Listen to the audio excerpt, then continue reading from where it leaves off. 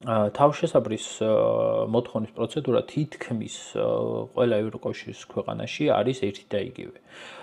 ანუ ჩამოსვლის შემდეგ თქვენ აცნობებთ პასუხისმგებლო ორგანოს, მაგალითად პოლიცია, მესაზღვრე ან თავშესაფრის ცენტრი, თქვენი ვინაობა დადგინდება ამის შემდეგ, მოხდება თითის ანაბეჭდების სისტემაში შეყვანა და შემდეგ მიიღებენ თქვენს განაცხადს. თქვენ წარადგენთ თავშესაფრის ოფიციალურ განაცხადებას, თქვენ უნდა აღწეროთ თქვენი გაქცევის მიზეზი, მაგალითად დევნა, ომი, წამება, პოლიტიკური ჩარგვა და ასე შემდეგ. ტოლვის განაცხადის მიღების შემდეგ იწყება არსებითი პროცედურები.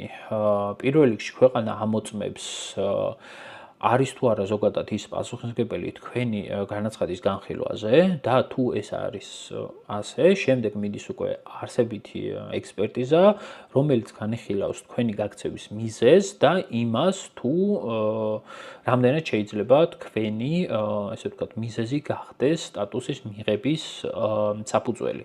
და აი აქ ვერ ერკვევიან ადამიანები და რადგან ჩაიბარა, ფიქრობენ, რომ ამით ყველაფერი დამთავრებულია. სინამდვილეში კი სტატუსის მიღებაზეა დამოკიდებული ის დარჩებით თუ არა თქვენ ქვეყანაში.